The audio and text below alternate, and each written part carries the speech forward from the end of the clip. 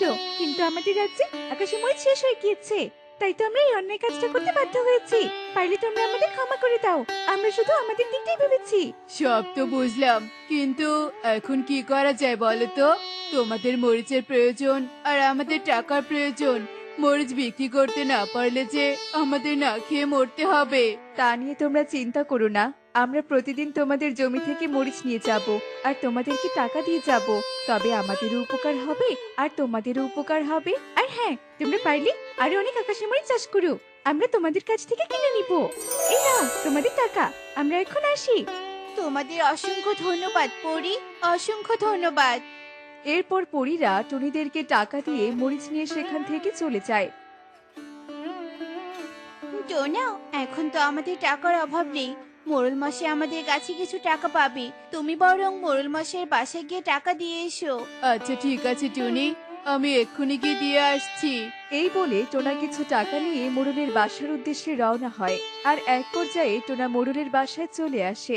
মোড়ল মশাই, এই নিন, এখানে আপনার সব টাকা আছে। আপনি আমাদের কাছে আর কোনো টাকা পাবেন না। কি ব্যাপার রে শালিক, টোনা এত টাকা পেলো কোথায়?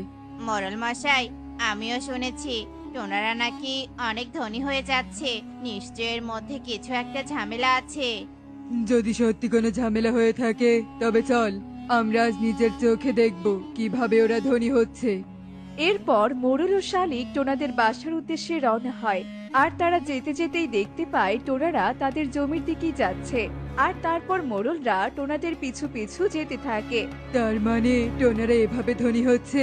তবে এভাবে চলতে থাকলে তো টোনারা আমার থেকে অনেক ধনী হয়ে যাবে। তা তো আমি কোনো দিনও হতে দিব না।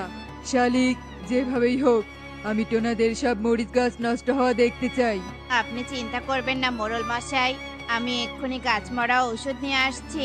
এই বলে শালিক দোকান থেকে গাছ মরার জন্য ঔষধ নিয়ে আসে। ঠিক তখনই পরীরা সেখানে চলে আসে। অন্যদিকে টুনিরাও সেখানে ফিরে আসে। মোড়ল মশাই, আপনি কি ভেবেছেন আমরা আপনাদেরকে দেখিনি? আপনারা আমাদের পিছু এসেছেন, গাছের আড়ালে লুকিয়েছিলেন, আমরা সব দেখেছি। আমরা টোনাদের জমি থেকে মরিচ নিয়ে যাই, আর সেগুলো তুই নষ্ট করতে এসেছিস? তোদের তো সাহস কম না? দাঁড়া, তোদের দেখাচ্ছি মজা। এই বলে লাল পরী ও হলুদ পরী তাদের জাদুর সাহায্যে মরিচগুলো মোড়ল আর শালিককে খাইয়ে দেয়। মোড়লরা ঝাল সহ্য করতে না পেরে চিৎকার করতে থাকে। কি ঝাল! ইস! তোমরা আমাকে ক্ষমা করে দাও, আমার ভুল হয়েছে। আমি আর কখনো এমন কাজ করব না। ঠিক আছে ঠিক আছে, তোদের মায়া করে এবারের মতো ক্ষমা করে দিলাম। এরপর পরীরা মোড়লদের